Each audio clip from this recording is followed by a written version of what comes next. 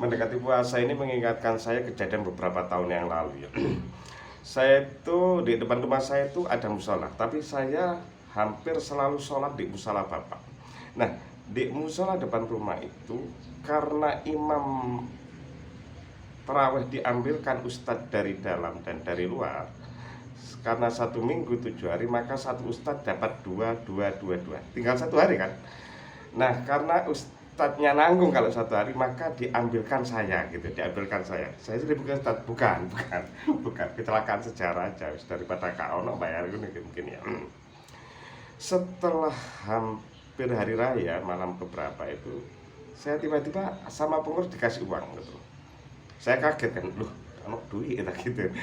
Nah, waktu itu saya mau bilang gini, kalau orang sini, kalau orang dalam gitu ya, mendingan gak usah lah gitu. Saya bilangnya gitu. Cuman kan gak enak juga karena ada orang dalam yang profesinya ustadz. Saya bukan profesinya, kasihan dia. Maka saya terima, kemudian saya masukkan di dalam kotak gitu, kotak amal di situ. Ya udah mari. Besoknya saya pulang diantar makan lagi 50 kalau nggak salah. Tambahan katanya kayak gitu. Di depan rumah saya itu ada orang jualan kaki lima kecil-kecilan gitu. Ya langsung tak kasihkan gitu aja selesai. Tahun berikutnya saya tuh kayak gitu lagi kejadiannya itu. Kayaknya tahun depan saya nggak mau. Tahun berikutnya saya dikasih kayak gitu lagi. Di malam hari raya uangnya tuh nggak dikasihkan di musola, tapi di rumah. Nah kebetulan orang kaki lima di depan saya tuh nggak ada waktu itu, nggak jualan gitu ya. Saya bilang ke istri, dek, ikut duit sekitar 200 kalau nggak salah ya. Itu duit, pegangan aja. Nanti kalau orang itu ada, kasih no gitu. Udah tak tinggal. Nggak beberapa lama saya duduk di kamar ketuturan. Cawain listrik 1.000 gitu. Saya waktu itu kan nggak seberapa punya duit. Ya wes duit iku aja gitu. Saya bilang ya udah duit itu aja. Kemudian terus dia minta uang lagi, entah aku lupa ya buat apa ya. 1.000 lagi. Ya udah duit iku aja. Akhirnya saya memakan uang itu. Uang itu mungkin nggak seberapa ya, tapi sejak saat itu saya itu cukup nggak pede untuk mengata-ngatai ustadz yang kebetulan dapat rezeki lebih dari profesi ustadz. Karena apa? Karena saya nyatanya pernah memakannya gitu loh. Itu kan kebetulan aja orang atas saya. Nah, 5 juta tak untal kan, 10 juta jelas tak untal, 1 juta jelas tak untal. Orang atas saya setengah, kak kepepet banget, setengah kepepet saya ambil itu. Maka kalau dikatakan, saya kalau ditanya apakah ustadz-ustadz ini apa ya menjual agama, enggak terlalu jauh. Atau misal dikatakan nggak ikhlas, ya enggak lah. Kalau Anda bersedia membayar yang mengajari anak Anda untuk pelajaran apapun yang bukan agama, uang dengan begitu mudahnya, maka Anda mengapa mengatakan orang yang mengajari anak Anda, mendakwahkan agama Anda sebagai orang yang tidak ikhlas karena hanya menerima itu atas ganti biaya bensin, atas waktunya, atas konsistensinya dan seterusnya. Atau kalau mau saya beri contoh, jangan kenal Jalaluddin Rahmat. Jalaluddin Rahmat itu pernah diundang seseorang di kampung gitu, jauh sekitar 30 km, di dua pelosok gitu ya. Jalan wis peteng, jalan geronjalan gitu ya. Diparani namanya ustadz kan, namanya ustadz. Begitu selesai acara, panitianya bilang gini, ustadz sebenarnya saya mau kasih bisaran, mas saya jual gitu ya. Cuman karena khawatir sampai gak ikhlas, maka gak saya kasih. Itu Jalaluddin Rahmat itu langsung nulis begitu panjang soal itu. Kayak mungkin tak terus cerita. Coba bayangin tarik 30 km itu kan butuh bensin, butuh waktu peluangan, butuh menyiapkan materi dan seterusnya. Lah kok gak dikasih opo-opo kan yo menganggap ini gak ikhlas kan yo aneh gitu ya.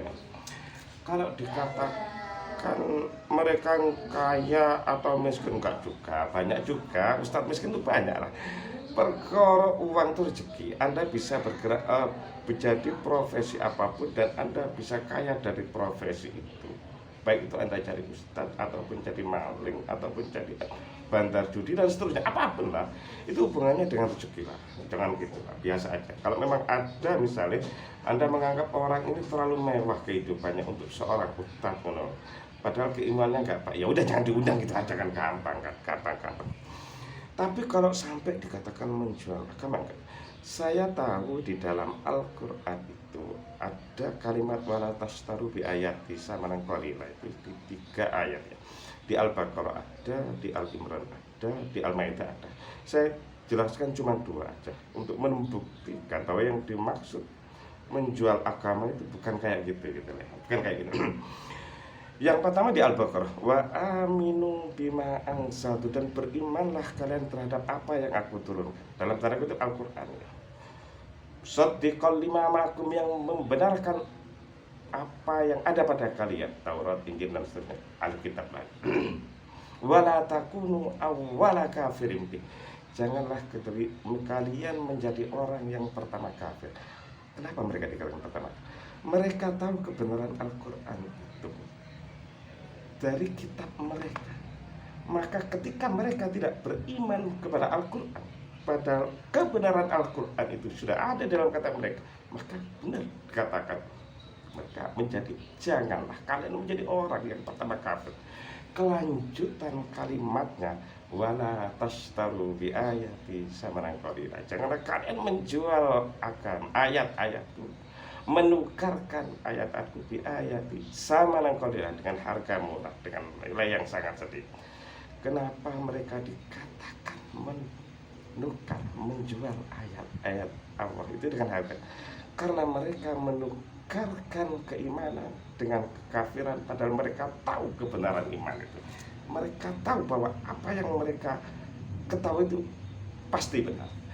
Kemudian di ayat selanjutnya di dalam surat Al-Imran, wa inna min ahlil kitab lama yu'minu billah, sungguh ada sebagian ahli kitab itu yang beriman kepada Allah, wa ma unzila ilaikum, dan beriman terhadap apa yang diturunkan kepada kalian, wa ma unzila ilaihim, dan mereka beriman kepada apa yang diturunkan kepada mereka. Ayat